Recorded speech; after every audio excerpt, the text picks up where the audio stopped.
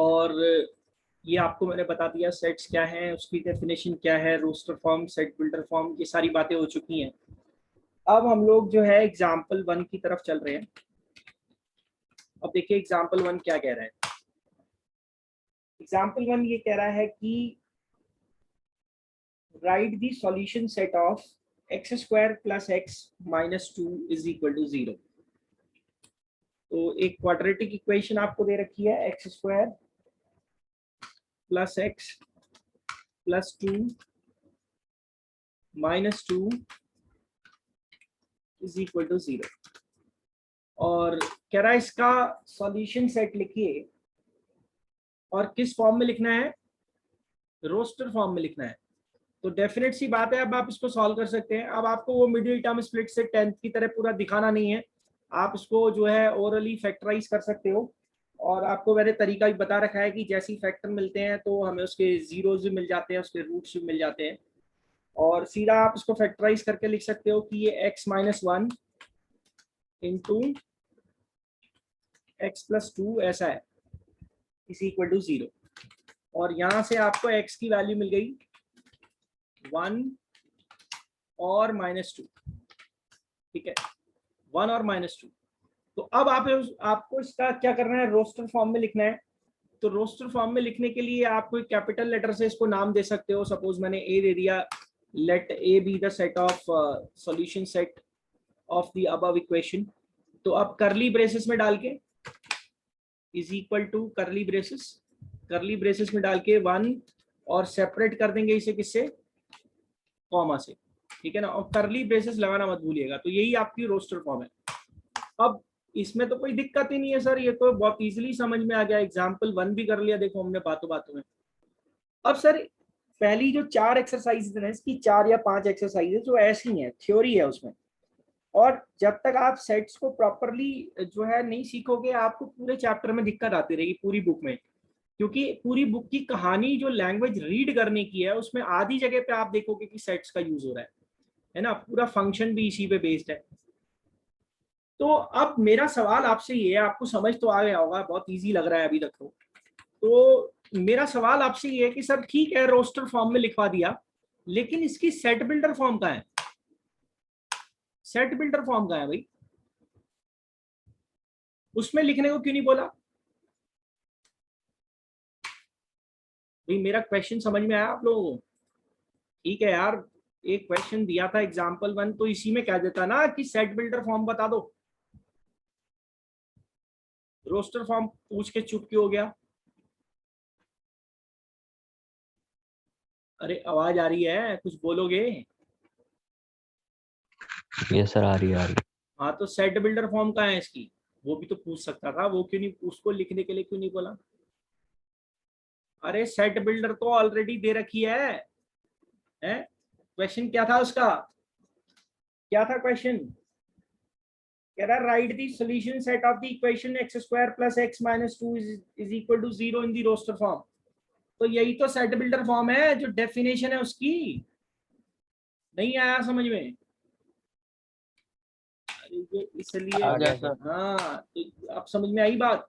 तो क्यों नहीं कह रहा सेट बिल्डर? अरे वही तो उसकी सेट बिल्डर फॉर्म है, वही तो डेफिनेशन है कि x is the set of, sorry, x is the element of all, क्या बोल गया यार, सेट ऑफ, ए भगवान, जो हमें सेट बनाना है। So a is a set of all the x where x belongs to the solution of the equation x square plus x minus 2।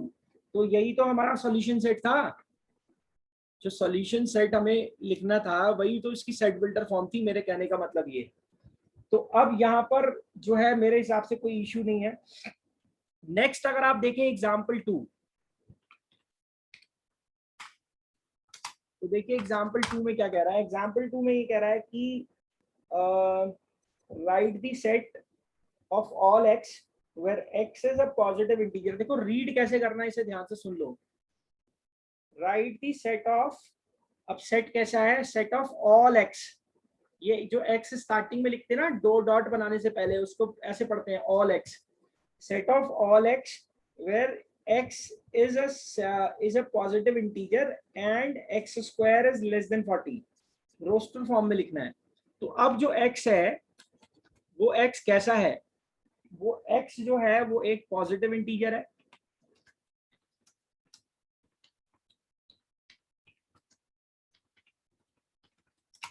Positive integer है, और साथ ही साथ क्या है, एक्स स्क्वायर आपका लेस देन, एक्स स्क्वायर जो है वो लेस देन 40 है ना। तो अब पहले आप x की पॉसिबल वैल्यूज देखो क्या क्या हो सकती हैं। अरे x की पॉसिबल वैल्यूज देखो क्या क्या हो सकती हैं। x एक पॉजिटिव इंटीजर है, और ऐसा पॉजिटिव इंटीजर है कि उसका स्क्वायर करने पर 40 से कम आए, तो 1 आ जाएगा उसमें। अरे यार समझ नहीं आ रहा क्या तुम्हें? यस सर आ आएगा। रहा है सर। x कैसा है, x एक ऐसी वैल्यू है जो पॉजिटिव इंटीजर है, यानी कि 1 2 3 4 5 6 7 8 ऐसे चलता जाएगा, और यहाँ पर जो स्क्वायर करेंगे तो 40 से कम आना चाहिए, ठीक है ना। तो रिक्वायर्ड नंबर्स क्या होंगे हमारे,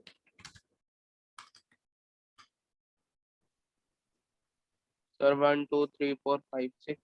रिक्वायर्ड नंबर्स आर 1 2 3 4 5 6, ये हो जाएंगे ना।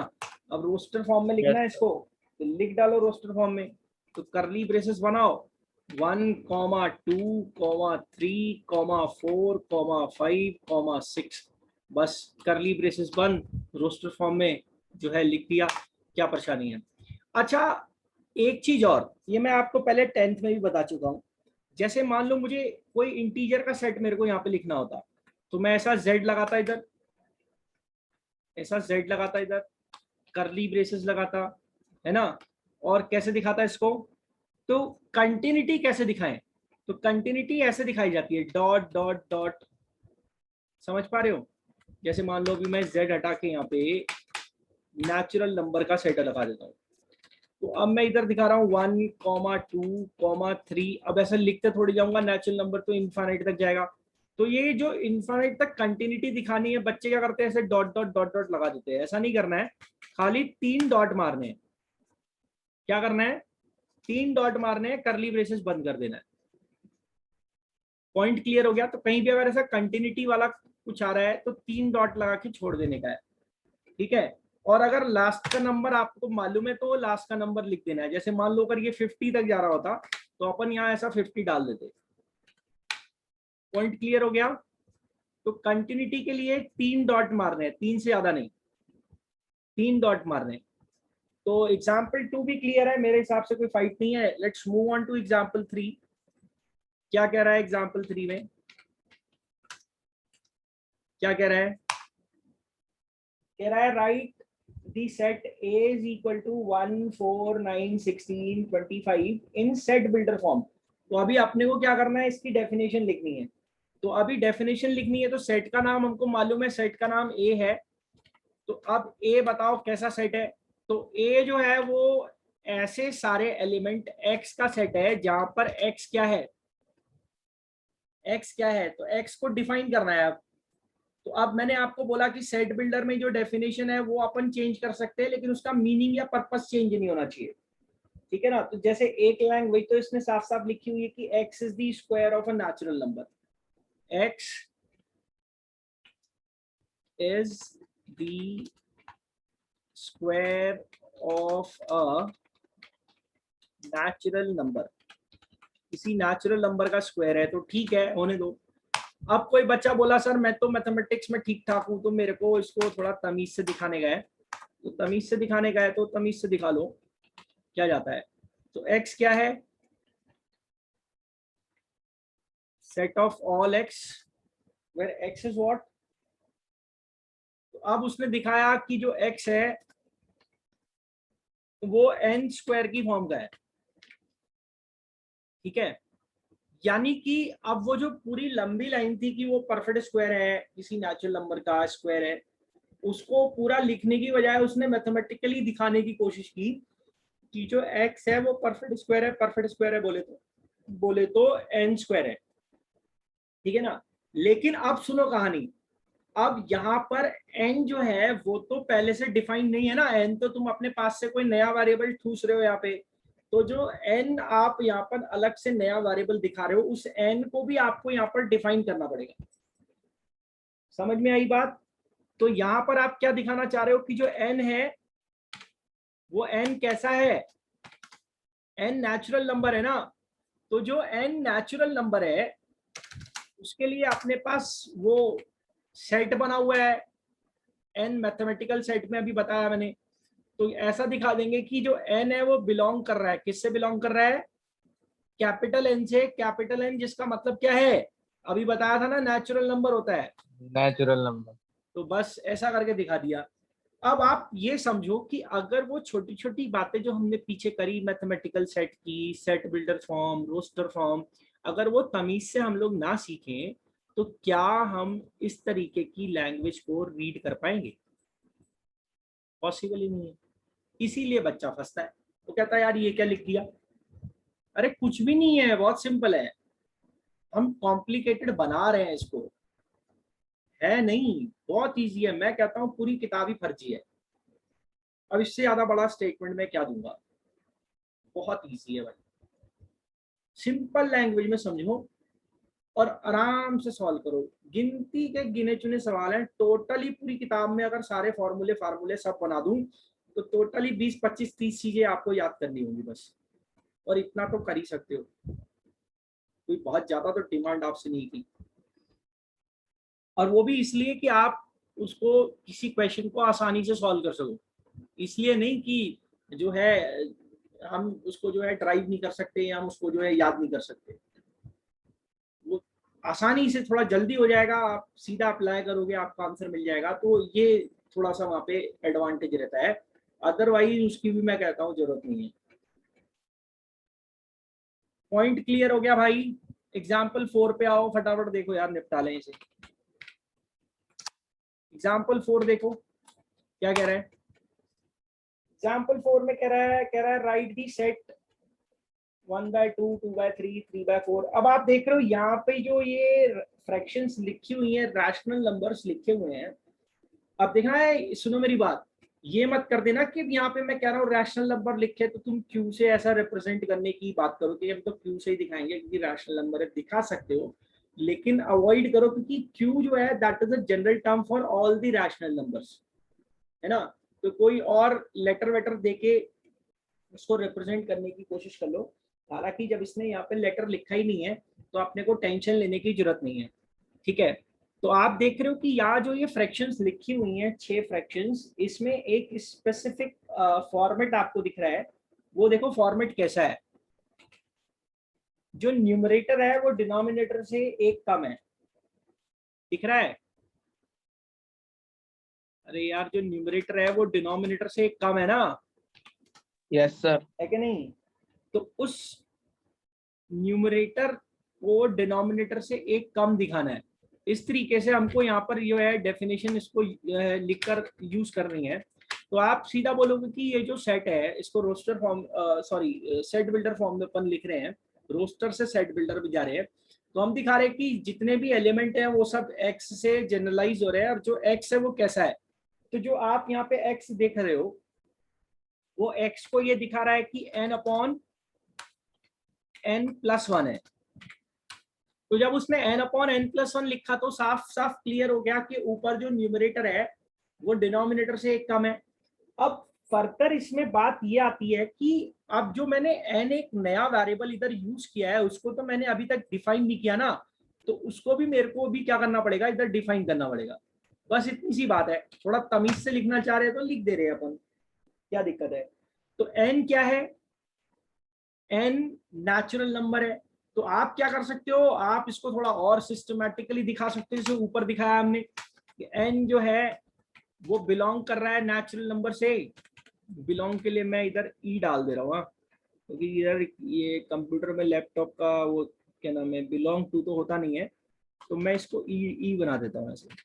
एन जो है वो बिलोंग कर रहा है अपना जो है नेचुरल नंबर से, जिधर जो एन का वैल्यू है वो ऐसा है, कैसा है एन का वैल्यू कि वो 1 से ग्रेटर है और इक्वल है, और किधर तक जा रहा है, 6 तक जा रहा है। अब ऐसा कैसे लिखा, ऐसा कैसे लिखा बोलो, अरे 6 तक ही क्यों गया, 6 से आगे क्यों नहीं, क्योंकि उधर तक की वैल्यू दे रखी है ना। नहीं आया समझ में? आ गया सर। अरे भाई वैल्यू वहीं तक दे रखी है तो वहीं तक तो लिखोगे, है ना। तो ऐसे लिख लो, और अगर ये बिलोंग टू में दिक्कत हो रही है तो थोड़ा एक आध लाइन फालतू लिख लो, क्या परेशानी है। अब समझने वाली बात फिर से वही है कि अगर किसी बच्चे को ये सब नहीं पता हो कि क्या है तो वो कभी इसको पढ़ पाएगा क्या, उसको तो ये अरबी फारसी की तरह लगेगा, तो कैसे समझ में आएगी। लास्ट एग्जाम्पल रह गया है, देख लो फटाफट, वो भी मैच कर लेते हैं अपन। Match each of the set on left described in roster form with the same set on the right described in the set builder form। वो सीधा दिख रहा है, वो प्रिंकल दिख रहा है ऊपर, प्रिंकल PRINCL, तो वो प्रिंसिपल से ही आ रहा होगा ना। और मजेदार बात देखो, मैं आपको पहले ही बता चुका हूँ कि कोई भी एलिमेंट जो है वो रिपीट नहीं होता है। तो प्रिंसिपल में क्या है, प्रिंसिपल में P 2 बार आ रहा है, I 2 बार आ रहा है, लेकिन जब हमने उसको रोस्टर फॉर्म में लिखा है, जब हमने उसको रोस्टर फॉर्म में लिखा है तो देखो P को एक ही बार लिखा है हमने, I को हमने एक ही बार लिखा है। समझ में आया? Yes sir. Yes sir. अब देखो इधर क्या लिखा हुआ है उसने, 0, है ना, क्या लिखा हुआ है 0, तो वो साफ साफ दिख रहा है। वो तीसरा वाला जो उधर C दे रखा है, C देखो राइट हैंड साइड में, x + 1 = 1, तो x का वैल्यू 0 इधर ही सेटिस्फाई करेगा ना, तो ऐसा मैच कर देना। 1 2 3 6 9 18 दे रखा है, तो वो 18 के डिवाइजर है, साफ साफ दिख रहा है, तो पहले वाले से ऊपर A से मैच हो जाएगा तीसरा वाला। चौथा वाला देखो x² - 9 का सॉल्यूशन है। तो आप बताओ क्या इस पूरी एक्सरसाइज में तुमको कोई लफड़ा लगा, कुछ है क्या इसमें? कुछ नहीं है, खाली बकवास है, सुन रहे हैं और सुना रहे हैं। बोलो भाई, कोई दिक्कत यहाँ तक तुम्हें महसूस हुई हो नो सर। तो बता दो। No sir, no sir. No sir. ठीक है ना। अब ये थोड़ा बिलोंग टू तुम्हारे दिमाग में खटक रहा होगा, तो इसको हम लोग आगे वाली क्लास में डिस्कस कर लेंगे, जिधर सबसेट से हम इसे कंपेयर करेंगे, ठीक है ना। अभी सबसेट भी आई जाएगा आगे, तो सबसेट से जब हम इसे कंपेयर करेंगे तीसरी एक्सरसाइज में, तो हम लोग बिलोंग टू की भी बात कर लेंगे, या मैं पहले ही बता दूंगा, कोशिश करूंगा। थ्योरी है इसमें चलती रहेगी। अभी एक्सरसाइज 1.1 देख लेना, मुझे लगता नहीं इसमें कुछ है, कोई दिक्कत होगी तो अपन कल डिस्कस कर लेंगे, ठीक है, बहुत इजी है। अरे यार रोस्टर फॉर्म में और सेट बिल्डर में तो लिखना है भाई, यस सर, कर लेंगे। है ना। कर भाई, देखो मेरी हाथ जोड़ के विनती तुमसे, 10th में तो जैसे जैसे तुमने जुगाड़बाजी से काम चला लिया, ठीक है। हालांकि कुछ बच्चे बहुत सीरियस होकर पढ़े थे तुम में से भी, लेकिन बेटा 11th को अगर मजाक में लोगे तो 11th डुबो देगा। और फिर सुन लो, तुम्हारे पास सब पे PCM है, अगर तुम्हारी मैथ्स ठीक नहीं होगी ना तो बेटा फिजिक्स खा जाएगी तुम्हें, ये बात ध्यान रखना मेरी। जिस बच्चे की मैथ्स ठीक है वो उसकी फिजिक्स भी ठीक है, क्योंकि सारा कैलकुलस जो है वो फिजिक्स में इस्तेमाल हो रहा है। हालांकि कैलकुलस का मेन पार्ट 12th में है, 44 मार्क्स की कैलकुलस है 12th में, अभी सिर्फ एक थोड़ा सा इंट्रोडक्शन टाइप है बस कैलकुलस का 11th में, जहाँ पे लिमिट्स और डेरिवेटिव्स दिए हैं। नहीं तो बेटा अगर सही से नहीं पढ़ोगे मैथ्स तो डुबो देगी, ध्यान रखना मेरी बात। इसलिए सिर्फ इतना कर लो कि जो पढ़ाया जाता है उसकी एक्सरसाइज आराम से घर पे कर लो, स्कूल का होमवर्क नहीं करोगे चलेगा, वो तो वैसे भी तुम कॉपी अब तो बनाते ही क्या होगे, है ना। और अगर तुम्हें इतना ही शौक है कॉपी बनाने का, तो जो यहाँ पे जो पढ़ रहे हो घर पे जो रफ में करते हो उसको फेयर में कर लो, तुम्हारी कॉपी बन जाएगी साथ साथ। लेकिन एनसीईआरटी सॉल्यूशन देख के नहीं चेपना है, अपनी मेहनत से करना है, ठीक है ना। तो अगर कंटिन्यूअसली एफर्ट कर डालते रहोगे तो फिर हम आरडी पे भी जाएंगे, सारी बातें होगी। लेकिन अगर अभी ये सब कचरा कर दोगे कि मैं कल पढ़ूंगा परसों पढ़ूंगा, तो पहला दिन है, पहले दिन के हिसाब से पढ़ो और पहले दिन से ही मेहनत पे जुट जाओ। थोड़ा थोड़ा करके पढ़ते रहोगे, तुम्हारे लिए अच्छा रहेगा। और अगर एकदम से लोड आ गया तुम्हारे ऊपर कि आगे आने वाले चैप्टर्स जो हैं वो थोड़े थोड़े कॉम्प्लिकेटेड बनेंगे, है ना, जैसा मैं खोल खोल के बताऊंगा और अंदर घुस के तुम्हें पता है घुमा घुमा के, तो फिर उसके लिए मेहनत भी करनी पड़ेगी। ठीक है भाई, तो आज के लिए बहुत है, और साथ साथ पढ़ते रहो। आपके आने वाले जीवन के लिए शुभकामनाएं, और अच्छा करो भाई सब।